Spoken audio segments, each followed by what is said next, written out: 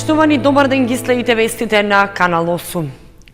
Земјоделците од Кочанскиот регион во понеделникот ја одржале договорената средба со првите луѓе во Министерството за земјоделство, на која се разговарало за проблемите со пласманот и ниските откупни цени. Конечни заклучоци од состанокот нема, освен што е договорена нова средба за среда, а на која ќе присуствуваат и откупувачите на оризот. Производителите на ориз, членови на Сдруженијето Бело Злато, на нивно барање во понеделникот се сретнале со министерот за земјоделство Михаил Цветков и неговите соработници. На едночасовниот разговор во Министерството во Скопје, тие му ги пренеле актуелните состојби со откупот на арпата и белиот ориз, кај кои цените се на крајно ниско ниво. При тоа било истакнато и барањето за државна интервенција со која килограм арпа да не се откупува под производната цена, што според пресметките изнесува над 15 денари за килограм. Од стручните служби во Министерството била дадена начелна согласност за оправданоста од таквото барање, затоа што според нивните пресметки трошоците за производство изнесувале околу 18 денари.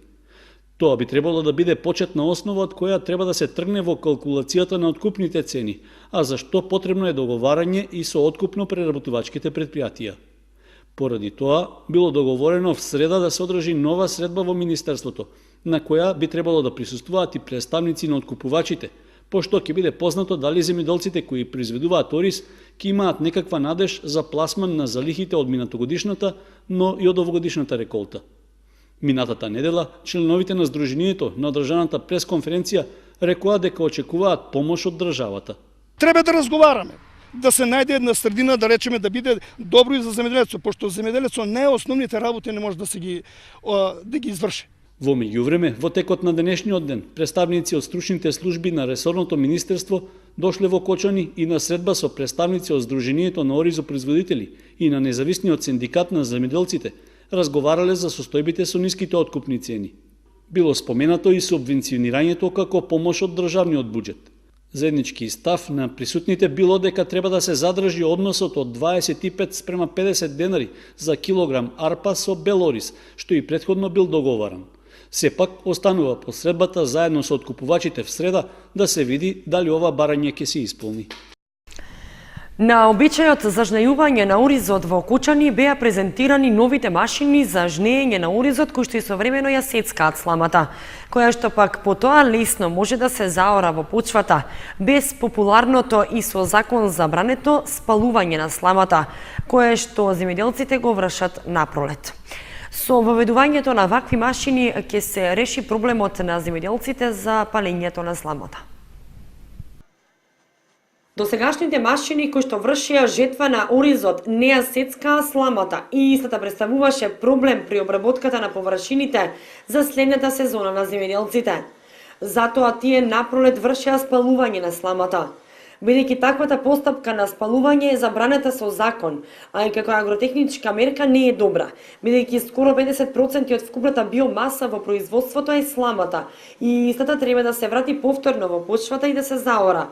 Се воведуваат нови технологии кои што вршат сецкање на сламата. Новите технологии вршат сецкање на сламата, така и сецкана слама не смета при обработката, односно при основното орање, таа се заорува и понатака се минерализира. Значи, треба постепено да се воведуваат комбањи кои вршат сецкање на сламата, за да го решиме проблемот со спалување на сламата. Воведувањето на новите технологии би требало да го реши проблемот на земјоделците со палењето на сламата во текот на пролета. Заврши огласот за вработување што кон крајот на минатиот месец го објави Општина Кочани. Дилемите во јавноста зошто се ангажираат нови лица токму во предизборен период.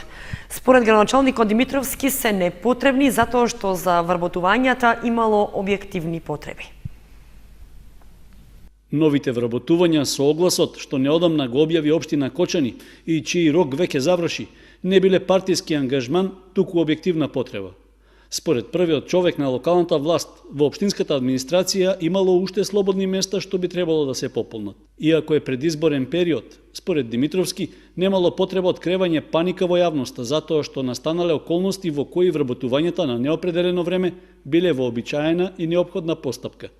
На последната седница на Советот до него беше упатено и директно советничко прашање за позадината на ангажирањето нови лица. Прашањето е кратко и јасно, дали станува збор за партиски вработувања во очи на изборите кои што треба да бидат пред Нова година? Не е партиски, туку е замена на оние лица кои што по разни основи напуштија општината. Ние имаме некаде преку 23 четворица кои со пензионирање, па дури раководители на сектори, на оделенија, некои починаа, некои отидоа, напуштија едноставно други работи, така да од секторот за финанси имаме 5 упразнити места, правни работи 4, лер 2 и така натаму. Пожарникари отидоа во пензија, значи мора да се работи за замена на тие лица. Иако според законските одредби нема децидна забрана за вработување нови лица во предизборен период, тоа се подразбира, бидејќи постојат можности за злоупотреба на буџетските средства. Сепак, на помалку од 60 дена пред предвремените парламентарни избори, што и официјално веќе се распишани, општината ги пополнува работните места што според низиниот прв човек биле испразнети. Останува прашањето зошто тоа се прави токму во овој период ако се знае дека празнењето на работните места по разни основи се случило пред половина година па и подолго. Отворена е и дилемата дали покрај сегашните вработувања, според бројот што го спомена Димитровски, ќе има место за уште 20 на други лица што би се вработиле пред кампањата за локалните избори, што ќе следуваат по неколку месеци. Започна изградбата на полскиот пат во село Зрновци. По оној во село Морудвис, ово е втор пат кој што се прави со цел полесен пристап на земјоделците до своите земјоделски површини. Истиот е со должина од 1,8 км и широчина од 4 метри. Општина Зрновци започна со изградба на вториот полски пат со што се олеснува пристапот на земјоделците до своите земјоделски површини. Станува збор за полски пат во село Зрновци со должина од 1,8 км и широчина од 4 метри. На овој пат се планира да имаме пробивање, а потоа имаме тампонирање, планирање и валирање. Меѓутоа исто така, значи сите оние земјени вади кои што поминуваат преку самиот пат ќе бидат поставени пропусти да се во секој случај значи да не дојде до оштетување на самиот пат од страна на земјоделците.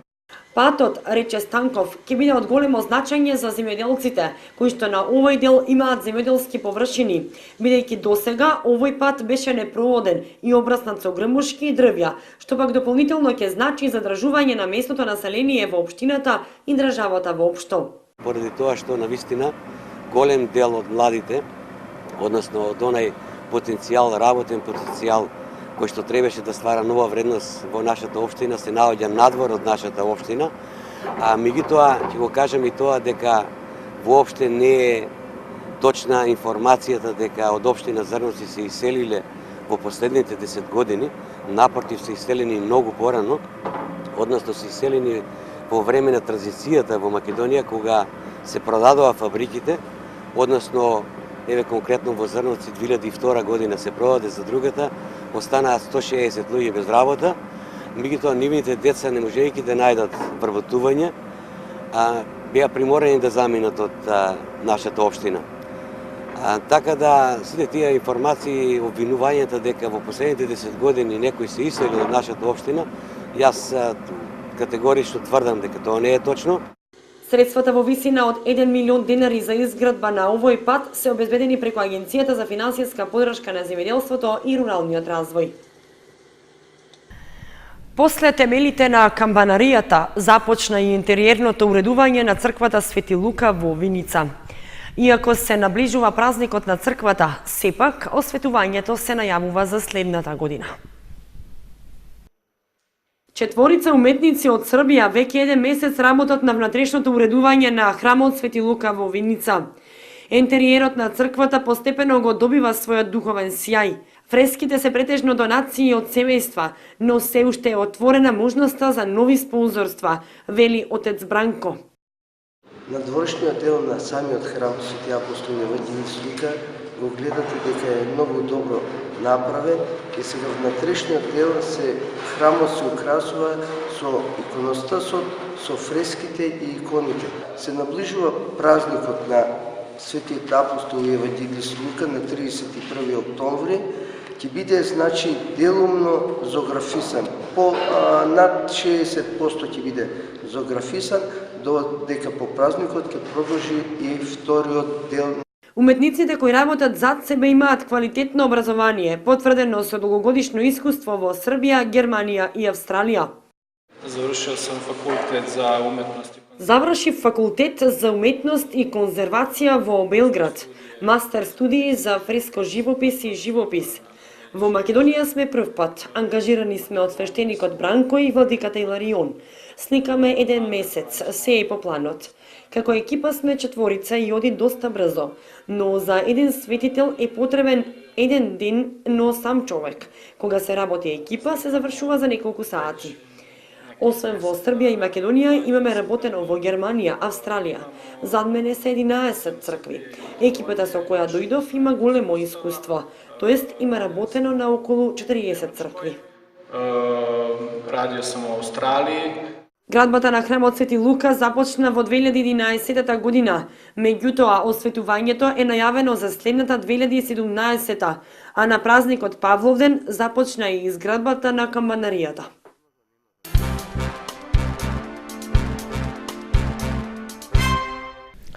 Познатиот поет Власта Ценик од Кочане, Република Србија, на средба со учениците членови на литературната секција од Основното училиште Никола Карев. Активноста и средбите на учениците со познати поети се дел од одбележувањето на месецот на книгата, кој што започна на 15 октомври, а ќе трае до 15 ноември. Престојот за време на одржување на манифестацијата Денови на Кочанскиот Орис, познатиот поет Власта Ценик од Кочане, Република Србија, го искористи да одржи средба со учениците членови на литературната секција во Основното училиште Никола Карев од Кочани. Вели многу е задоволен од средбата со кочанските деца. Инспирацијата и мотивацијата за пишување ја црпи токму од децата, затоа што и цели 36 години работи со деца како просветен работник. Судејќи по погледите на децата и нивниот израз на лицето, забележувам дека и децата се задоволни од средбата и ме разбраа во целост. Јас пишувам на дијалект кој што е сличен на македонскиот јазик. Темата е детството и растењето на децата.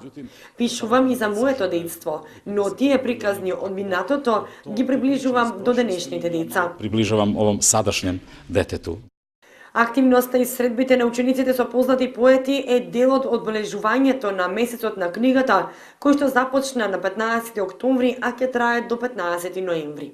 Имавме можност да представиме пред нашите ученици поет кој што не е од нашите простори, кој што доаѓа од Република Србија. Меѓутоа, по говорот и по представањето со песните, децата успеа да разберат и одлично го примија како гостин, односно одлично ја примија неговата поезија.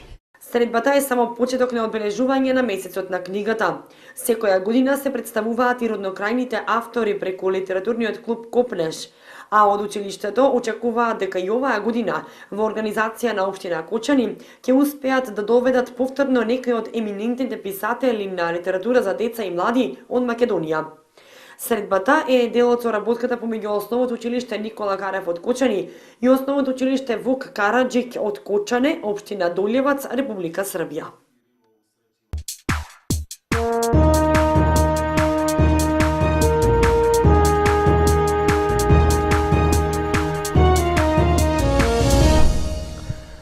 Проследете информацијата од спортот. Се одиграа надпреварите во првенството на Општинската фудбалска лига Кочани, при што победија сите екипи што играа на домашен терен. Само еден надпревар беше одложен и ќе се одигра дополнително. Вкупно 13 голови постигнаа напаѓачите на екипите кои се надпреваруваат во Општинската фудбалска лига Кочани во рамки на петото коло. При тоа се одиграа 4 од вкупно 5 надпревари, на кои поубедливи беа домашните екипи, а само една средба заврши нерешено.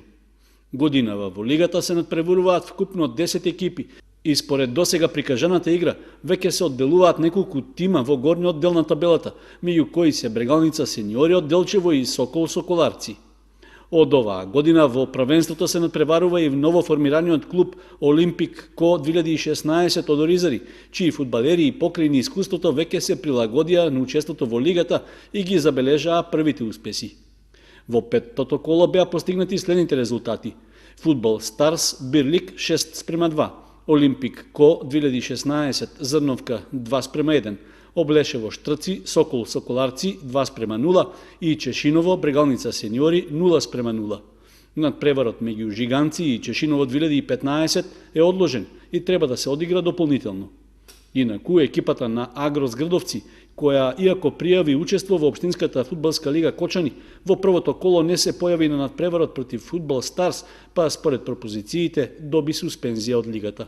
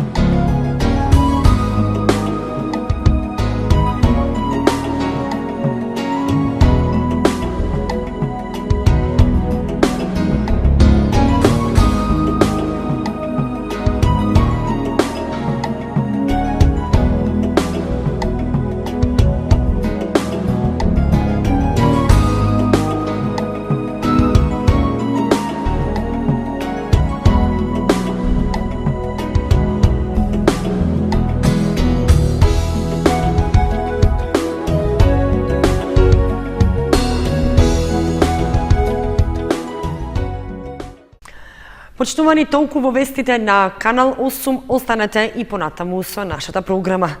Довидување.